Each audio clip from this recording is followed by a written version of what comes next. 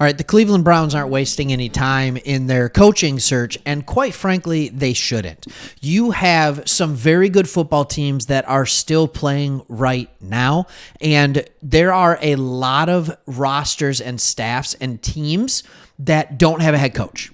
They don't have a head coach. So you got the teams that are in the playoffs. They're going to get poached in a little bit, but then you have a bunch of other teams that are yet to have head coaches. The advantage that the Browns have is that your head coach is here. You know what your coaching staff is. Quite frankly, you know your head coach and you know your defensive coordinator.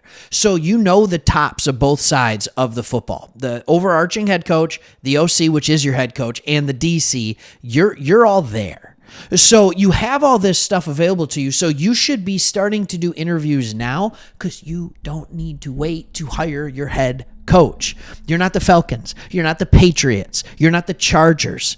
All right? You're not these teams that are in this limbo land because a lot of them want to take a Ben Johnson from the Lions or an Aaron Glenn, or they want to get a coordinator from maybe Steve Wilkes from the 49ers. I mean, there's so many good coaches that are still going, or maybe they're still interviewing the likes of Jim Harbaugh, and they're trying to decide what to do. So the Browns are moving on their stuff, and their first interview is a guy that's interviewed for a bunch of stuff. He interviewed for the Bears offensive coordinator position, and it's Andy Dickerson. Now, if you're not familiar with who he is, Andy Dickerson was the OC in Seattle.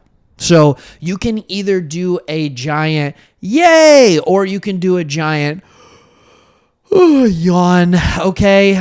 It was actually their O-line coach. I guess it wasn't their offensive coordinator. Look, here's the thing about the Seattle Seahawks. I don't know what to think of their offense because on one hand, you can say they have talent galore. They got Kenneth Walker. They got Zach Charbonnet. They've got receivers everywhere. All right? You got DK Metcalf. You got Jackson Smith in Jigba. You got Lockett. Like, you have all this talent with an okay offensive line, and you're like, this should be a powerhouse this year. Geno Smith had a great year last year, so it should continue on and be even better, but they weren't. So you can sit here and say, man, oh man, this team should be a powerhouse offensively, but they weren't. Or you can say, no team should be a powerhouse offensively, and the fact that they were able to get out of Geno Smith what they got shows me that they knew what they were doing, right? So here's the thing. And what we know are a couple things. We know that there's the possibility that Andy Dickerson could be the new offensive coordinator. Deuce Staley could be the new offensive coordinator. There's also talk that Bill Callahan's son, Brian Callahan, interviewing for head coaching positions. It's possible that Bill, the offensive line coach for the Browns right now, could follow him. So they could just be talking to Andy because they need a new offensive line coach. There's a lot of things that could go here. Here's what I still don't understand. You need to get former players in here. You need to get a level of people that can relate to the likes of Deshaun Watson and what he's going through. I've said it on a previous one. I'm going to say it again. I think bringing in somebody like Michael Vick would be perfect. They went through the turmoil. They went through all that kind of stuff, and they came out great on the other side. Mike Vick has completely not only rejuvenated his playing career, but he also has rejuvenated his reputation. He really has. And so I think that's good. Now, here's the frustrating part. Now, I want you to leave a comment on this. One, does Andy Dickerson move the needle for you at all, or do you feel like it's Van Pelt 2.0? By the way, he almost looks like he's yawning here, so if you do want to yawn on him, that's understandable. Here's the other thing that's weird. Browns coaching staff, team interviewing for position still occupied.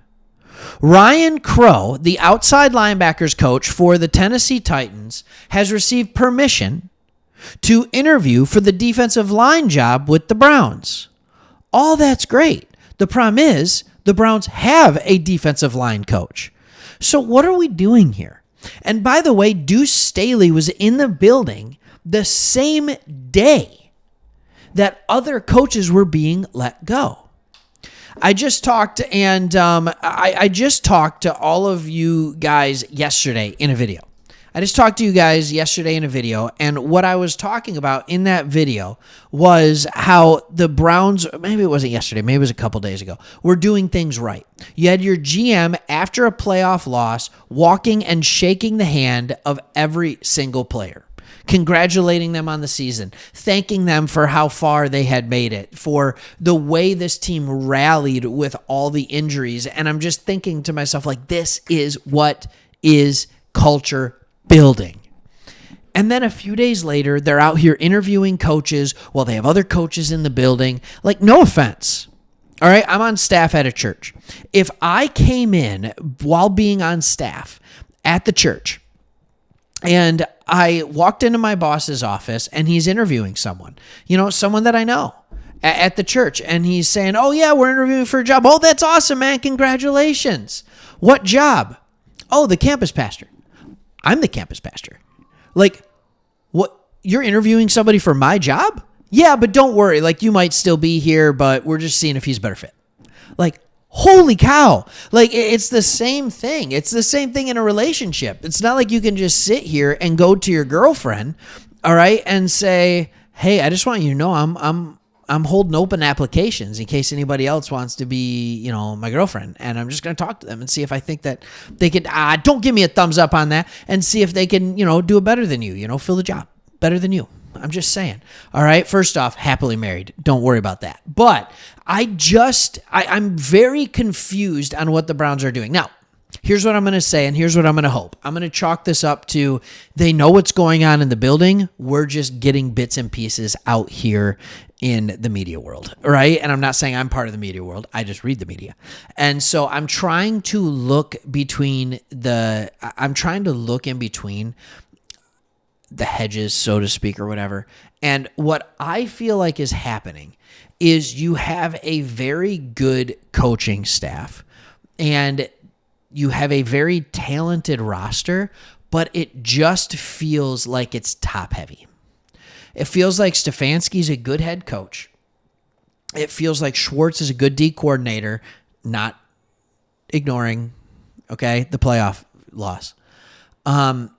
They're very good at their jobs, but maybe it's a little top heavy, and they just feel like they need a little bit better or more experienced coaching staff below them. So let's just hope that's kind of where this is going, and that they are just trying to say, you know what?